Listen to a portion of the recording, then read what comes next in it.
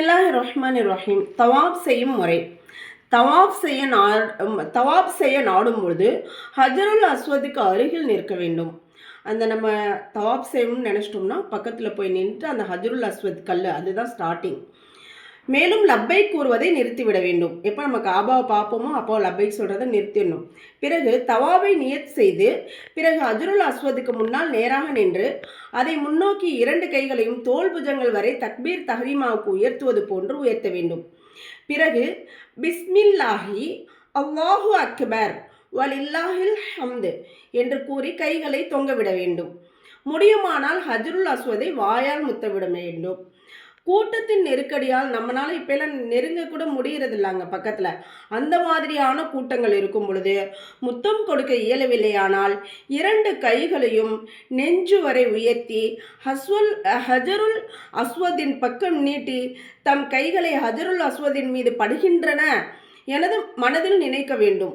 பிறகு அக்கைகளை சப்தமின்றி முத்தவிட வேண்டும், சத்தம் வரக்கூடாது. பிறகு இடதுபுறத்தில் இருந்து பைத்துல்லாவை தவாப் செய்ய ஆரம்பிக்க வேண்டும். இடதுபுறம் இருந்து நம்ம ஸ்டார்ட் பண்ணிடணும். தவாபின் ஒரு சுற்று முடிந்தவுடன் ஹஜருல் அஸ்வதுக்கு நேராக நின்று முத்தம் கொடுக்க வேண்டும். அப்படியே நம்ம சுற்றி அந்த ஹஜருல் அஸ்வத் கிட்ட வந்தோடனே மறுபடியும் என்ன செய்யணும், நம்ம ஒரு முத்தமிட வேண்டும். இவ்வாறே 7 சுற்றுகள் சுற்றி வர வேண்டும். ஆக மொத்தம் 7 சுற்றுகளும் 8 முத்தங்களும் ஆகும். தவாப் செய்யும் போது நமக்கு தெரிந்த துஆக்களை ஓதிக்கொள்ள வேண்டும். எதுவுமே தெரியாவிட்டால் தனது மொழியிலேயே அல்லாஹ்விடம் துஆ செய்ய வேண்டும். அரபியில் துஆக்கள், குர்ஆனுடைய துஆக்கள், நார்மலாக ஹதீஸ்களில் வரக்கூடிய துஆக்கள் தெரிஞ்சால் ஓதிக்கணும். அப்படி எதுவும் நமக்கு தெரியலையா, நம்முடைய தாய்மொழி எதுவோ அதில் நமக்கு என்ன தேவையோ அதை நாம் கேட்டுக்கணும். தவாஃப் முடிந்த பிறகு மகாமே இப்ராஹிமின் அருகில் 2 ரக்காத் தொழுது கொள்ள வேண்டும். மகாமே இப்ராஹிமுக்கு அருகில் இடம் கிடைக்காவிட்டால் ஹரமில் எங்கு வேண்டுமானாலும் தொழுது கொள்ளலாம். அங்கே நின்று தொழுகிறது நல்லது. ஒருவேளை இடம் கிடைக்கலன்றப்போ நம்ம ஏதாவது ஒரு இடத்துல என்ன செய்யலாம், நின்று தொழுதுக்கலாம்.